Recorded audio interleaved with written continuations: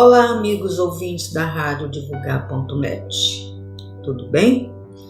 Hoje nós vamos continuar explorando a revista O Reformador.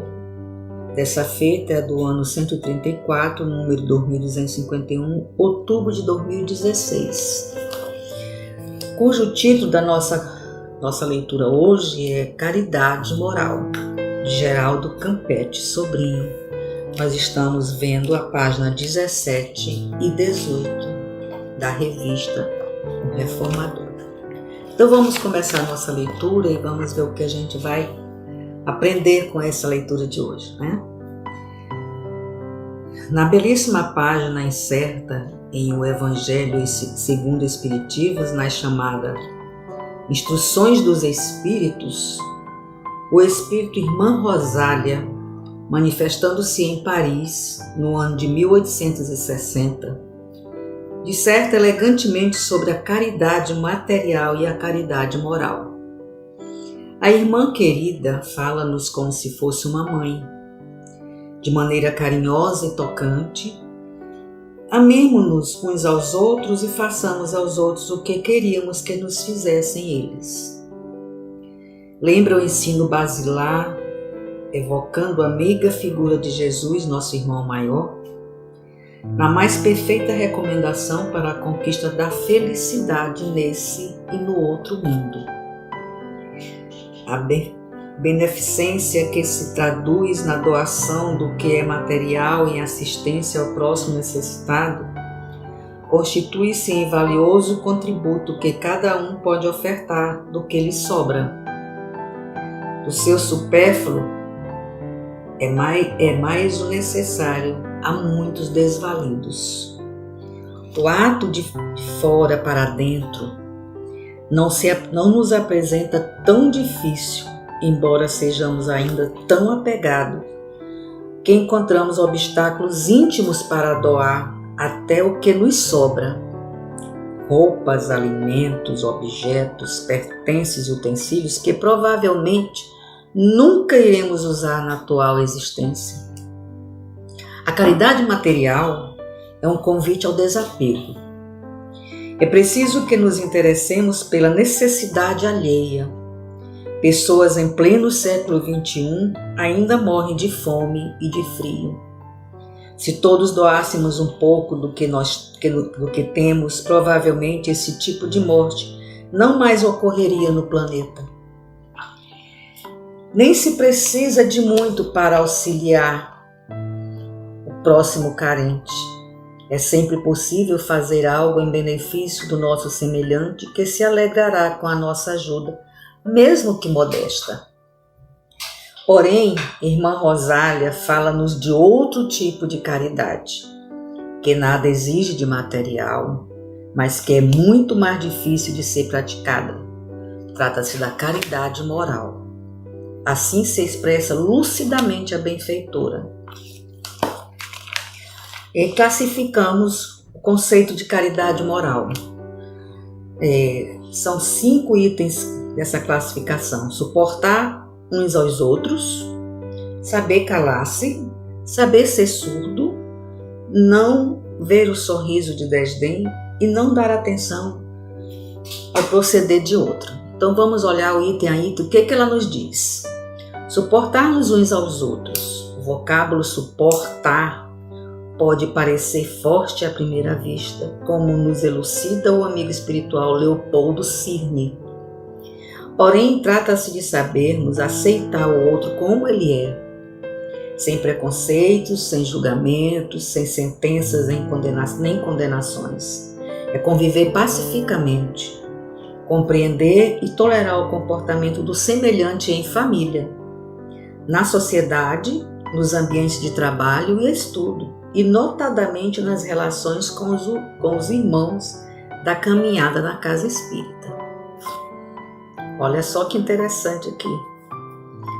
Então, esse item de suportar uns aos outros, essa explicação nos fala de que independe do local, né?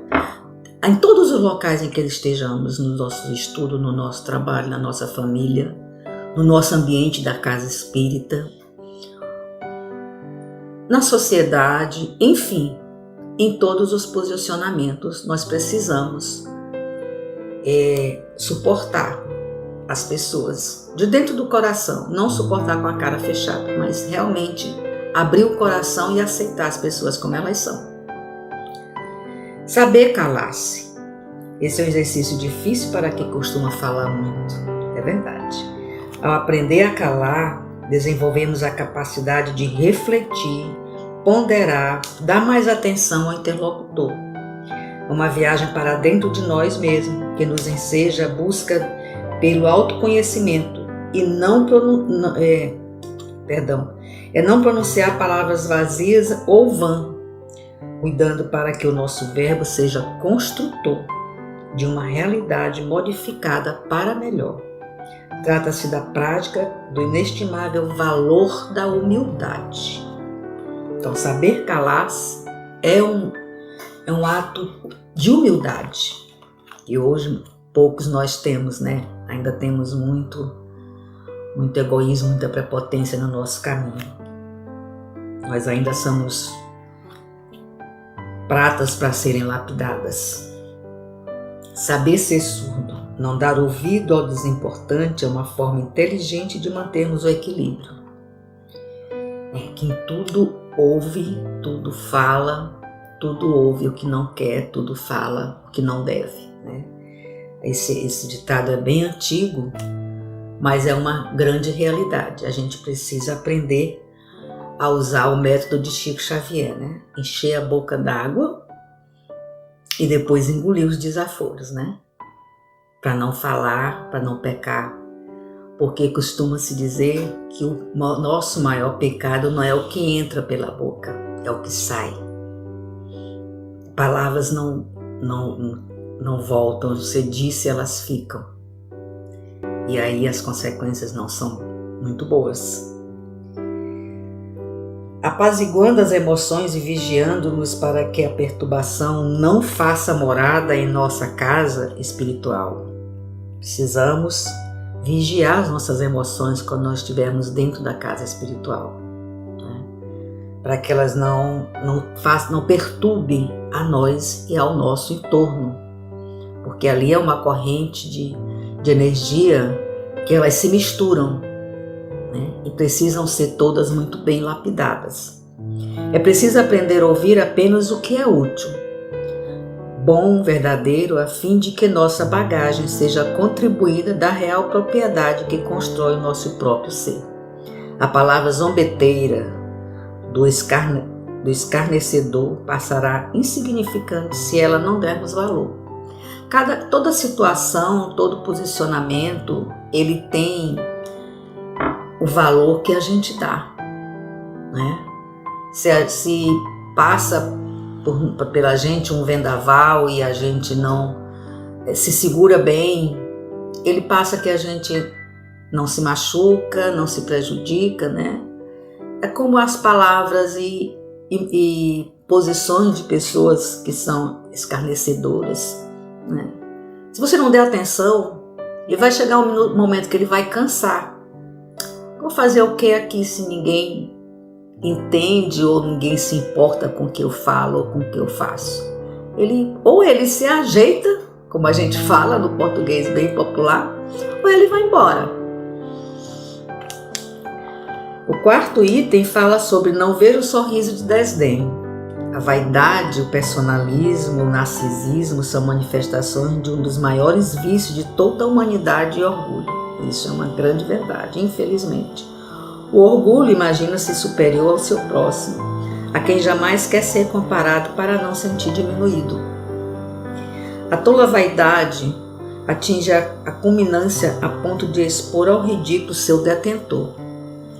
Quando este almeja e insiste no reconhecimento alheio da titularidade e deferência dos quais é indigno, deixar de ver o sorriso de escárnio, ironia e desprezo é também um altruísmo. Então, como eu falei no capítulo, na parágrafo anterior, as coisas acontecem na grandiosidade que você dá valor. Se você não se importa, se você mentaliza uma coisa boa, um momento bom, ou você se desliga daquela situação, ela não é tão forte como a pessoa que está te emanando pensa ser, né?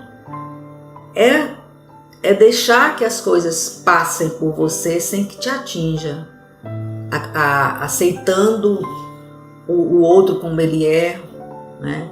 Mas sempre procurando um pensamento de bem, uma palavra de bem, para que os escárnios, né? Os sorrisos de desdém, as piadas jogadas não te perturbe, não te faça efeito, né? E aí, com certeza, isso passa. O quinto item, a gente olha, não dar atenção ao mal proceder do outro. Nosso foco deve ser todo voltado para o bem, com esquecimento de todo o mal. Assim, ficar especulando emoções e comportamentos alheios detona indiscrição e inferioridade moral. Às vezes tem pessoas que chegam no local, ele não consegue participar do local, ele não consegue se divertir, porque ele fica o tempo todo se preocupando com o que o do lado está fazendo, né? Ao invés de aproveitar um momento de oração, ou de divertimento, ou de um bom papo, ele fica observando as pessoas que estão no local, fazendo comentários, olhando a roupa, olhando o cabelo, olhando as unhas, olhando como se comporta, olhando como fala, olhando o que fala, escutando o que não deve. E essas pessoas, elas puxam todas as energias negativas para ela e está perdendo tempo. E tempo para a gente hoje é ouro, não podemos perder tempo. A hora é chegada. A setitiva evangélica de que devemos observar a trave no olho, em nosso olho, e não reparar o cisco no olho do outro, não é mera retórica a ser declamada para aplicação alheia. É assertiva para nosso cumprimento diário, atendendo-nos para o mundo interior e procurando nele implantar o reino de Deus para nosso júbilo. A observância do conceito de caridade moral no cotidiano de nossa existência é uma oportuna exigência que não podemos descurar, sobre forte risco de nos tornarmos infelizes e de colaborarmos para a desgraça alheia. Muita responsabilidade. Precisamos muito de evangelho, muito de estudar, muito de colocar em prática o que nós estudamos. Não adianta só estudar, só ler, precisamos praticar. Ao compreendermos a importância do convite e convocação de Jesus a cada um de nós para que nos amemos uns aos outros, entendemos que o vocábulo caridade abrange em seu conceito consolo, amor, reconciliação, imortalidade, doação, alteridade, desprendimento e a esperança como valores indispensáveis ao roteiro da felicidade espiritual. Então, como nós vimos nessa leitura de hoje, nós precisamos nos modificarmos de dentro para fora, mas também precisamos tomar cuidado ao que ocorre ao nosso redor, para que a gente não se contamine, para que a gente não leve tão a sério as coisas que te ocorrem ao teu lado, as coisas ruins, como escárnio, como sorriso falso, uma palavra indevida, uma fofoca. Tudo isso influencia no nosso crescimento espiritual. Nós precisamos chegar nesses locais e procurar emanar o bem, pensar no bem, olhar todos como irmãos e aceitá-los como são, sem críticas, sem desdém, sem sorriso sarcástico, né? E não levar em consideração algumas situações que passam perto de você, porque não vale a pena. Você precisa estar elevado, estar com o pensamento elevado, para que não se contamine com as coisas não devidas que acontecem ao teu redor. Faz uma oração, dá um bom dia, uma boa tarde, um olá, como vai, tenta mudar o assunto. Isso é amor, Isso é trabalhar o que está escrito no nosso Evangelho segundo o Espiritismo. Bem, essa era a minha mensagem de hoje. Muito obrigada pela companhia de todos. Até mais, Wanda Barros, para divulgar.net. Muito obrigada.